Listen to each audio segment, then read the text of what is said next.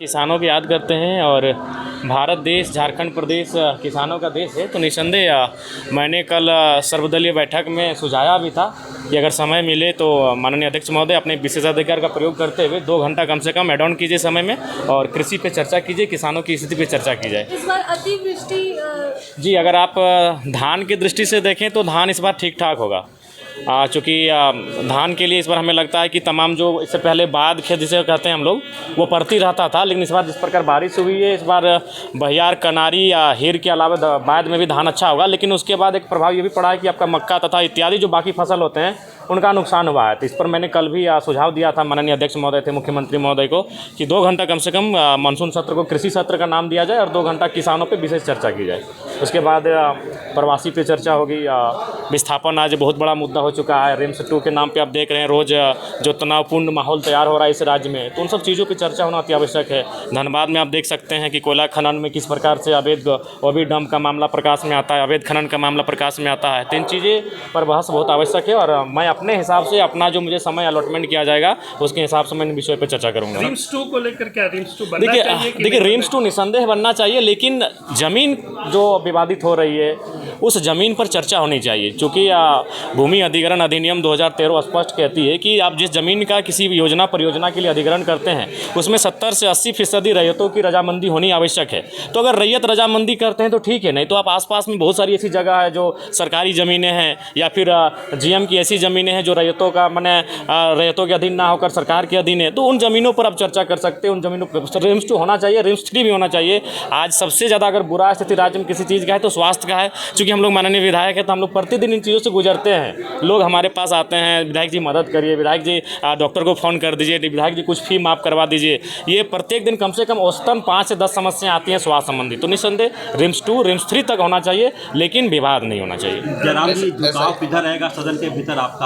देखिए नहीं, हम तो जनता की आवाज़ बनकर आए हैं। जो जनता इन 3 महीनों में मैंने जिन चीज़ों को देखा सामने घटित हुई, जिन चीज़ों पे बात करनी चाहिए, मैं उन चीज़ों से सीधा बात रखूँगा। सबसे ज़्यादा दुखी किस बात को लेकर हुए? विस्थापन। क्योंकि विस्थापन एक ऐसा चीज़ है कि ज़मीन हमारी है, ना उसका मुआवजा मिला है, ना अधिग्रहण किया गया है, ना नियोजन मिला है और जबरन उस पर कार्य किया जा रहा है, जबरन उस पर खनन किया जा रहा है, जबरन उस पर ओबीडम्प किया जा रहा है। बागमारा में जिस तरीके से चाल धंसने से हादसा हुआ, आए दिन ऐसे हादसे। देखिए बागमारा में ये बागमारा, झरिया, धनबाद या फिर कोयलांचल की जो सीमा है उसमें ये नया नहीं है। इसका कारण है कि अवैध माइनिंग, तो इसके लिए कहीं ना कहीं सरकार के जो खासम लोग हैं उनका संरक्षण प्राप्त है। आप एक ज़िले में जहां कई IAS IPS हैं, अगर वहां इस प्रकार का कार्य होता है और उनके माने जानकारी में नहीं है, ये तो हो ही नहीं सकता है। तो हमें लगता है कि इस पर मानवता का भी ध्यान रखना चाहिए। हर चीज़ पूंजी और मुनाफा नहीं होता है। जिस प्रकार लोगों की जानें चली जा रही हैं और उस पर कार्रवाई तक नहीं होती है, ये बहुत ही दुर्भाग्यपूर्ण है। जी 7 तारीख से मुखिया लोग, जनप्रतिनिधि विधानसभा को घेरने आ रहे हैं। पंचायत को पैसा ही नहीं दिया 1.5 साल। नहीं, ये तो सच्चाई है। जैसे कि वार्ड सदस्य का जो पोस्ट है वो तो मैंने निरर्थक है, नाम का ना काम का कुछ मतलब नहीं। वार्ड सदस्य का, पंचायत समिति का भी वही हाल है। मुखिया को तो तनी मनी योजना परियोजना मिल जाता है, लेकिन पंचायत समिति की स्थिति बदतर है, जिला परिषद की स्थिति बदतर है और वार्ड सदस्य तो बेकार, इसका तो बेकार ही चुनाव कर रहे हैं। तो सच्चाई है ये, कोई जो हम लोग भी वहीं से आते हैं, तो निसंदेह उनकी जो मांगे हैं, उनका जो अधिकार क्षेत्र में आता है वो सरकार को देना चाहिए। धन्यवाद।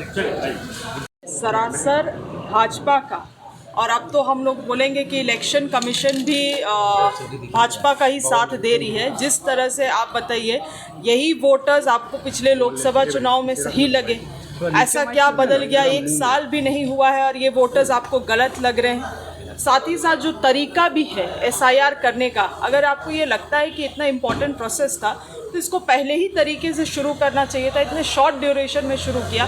20 लाख वोटर्स इस तरह से वंचित रह जाएंगे अपने वोटिंग राइट से, तो ये गलत है। अगर सुधार करना है तो आप आधार कार्ड से इंटीग्रेशन करिए। आज के दिन में आधार कार्ड में तो कोई डुप्लीकेसी, केंद्र सरकार ही ये करती है, अश्योर करती है कि कोई डुप्लीकेसी संभव नहीं है। तो वैसे में आप आधार कार्ड से इंटीग्रेशन करिए। बिहार से ये शुरुआत है और हमें लगता है इस तरह की प्रक्रिया अगर पूरे देश भर में चलेगी तो हमें लगता है डेमोक्रेसी का ये हत्या है।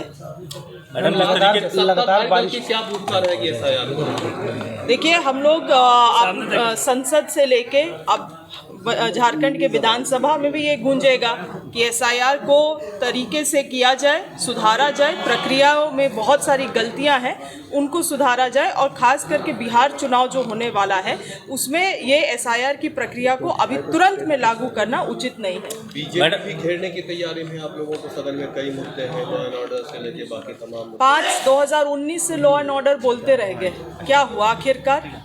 यहाँ की जनता ने बाउंड्री में ढकेल दिया। इन लोगों को लॉ एंड ऑर्डर केवल यहाँ दिखता है। जहाँ जहाँ बीजेपी शासित राज्य हैं वहाँ पे किन किन किस्म की केसेस आ रही हैं उनमें इन्होंने अपना आंख बंद कर रखा हुआ है। और जाहिर सी बात है कि इनको हमारी गलतियाँ तो दिखती हैं, मगर खुद के गलती के पीछे ये लोग पर्दा डाल देते हैं।